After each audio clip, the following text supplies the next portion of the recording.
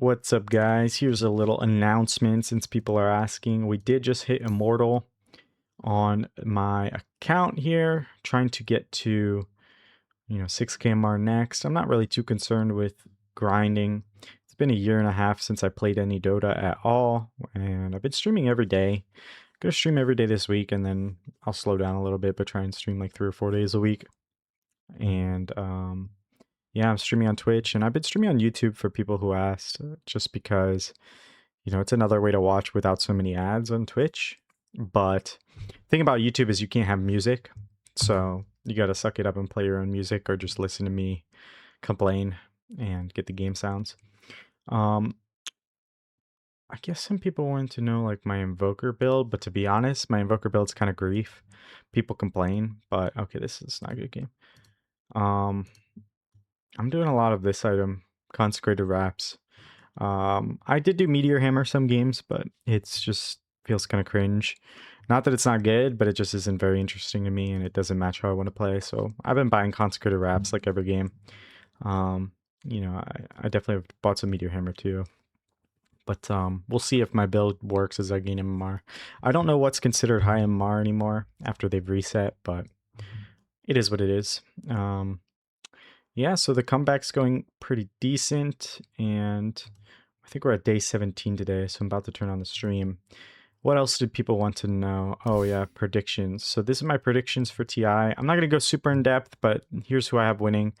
I'm just going to put in 1 or 2 words on each team, and I'm not an expert by any means, so this is just my feeling from what I watched. 1 win, they seem kind of gimmicky. They have a pretty good, like, strong safe lane. I think that's their strength, is they have like these gimmicky picks, and they have a strong safe lane and a pretty good mid.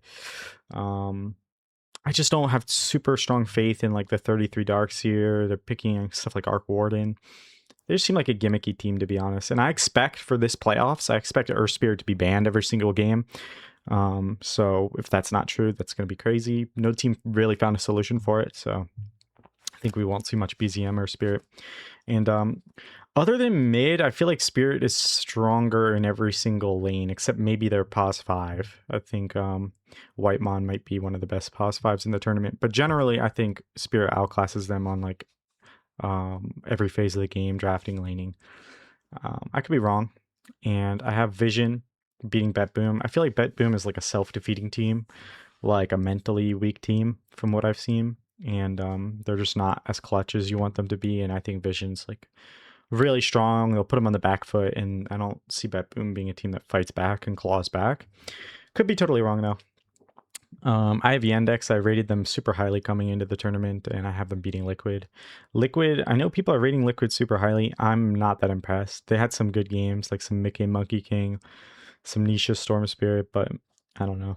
I don't rate them that highly. I mean, obviously top 8. Top 8's good. But beyond that, I don't expect them going to the finals or anything this year. Nigma versus Falcons. I have Falcons beating Nigma. I think Falcons is a good matchup for them. I will say Nigma has the best mid in the tournament, in my opinion, by far. I think Lorenoff's been insane since he was on Aurora. And yeah, big fan of Lorenoff. I think he's sick.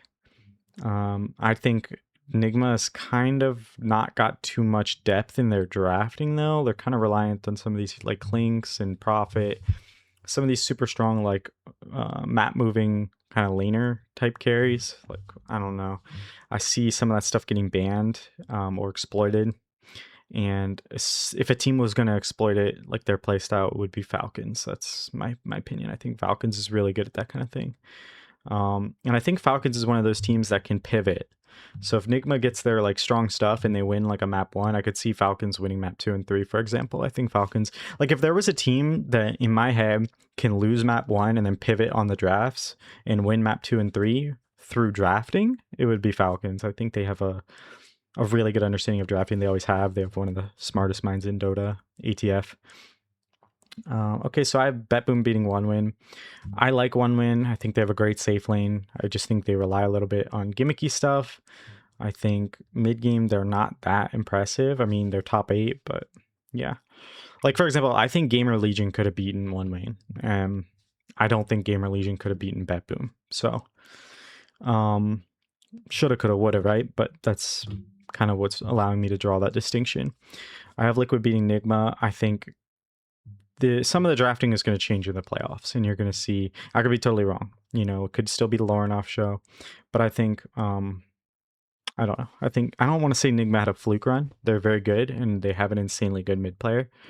But yeah, maybe I'll go into more. I don't want to go into 10 minutes on drafting right now, but anyways, this is my gut feeling. This one could be wrong, but I think whoever comes against Spirit here loses either way. I rate Spirit super highly. I really like Not Me. I really like watching him play Bane and Hoodwink. I think he's super good, and he's probably like top 3 or 4 position 4s in a tournament, and I just have them pretty highly in my head. I think their ceiling is up there with the best, and I don't think Liquid's ceiling is that good.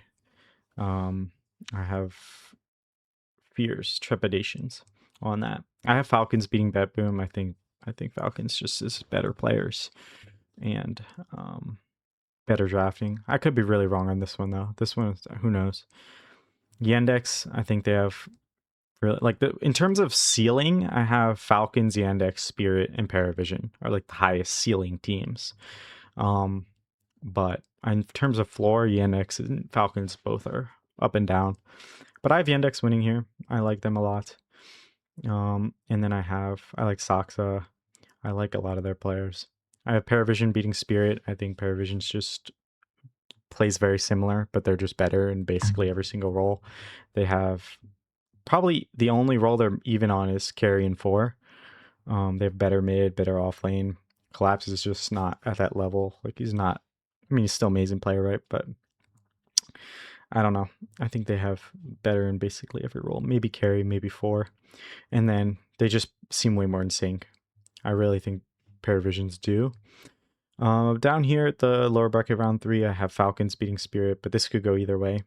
I rate Falcons highly. I think, like I said, if I had to pick like highest ceiling, like highest level, the best games I saw in terms of like performance would be Falcons, Spirit, Yandex, and Paravision.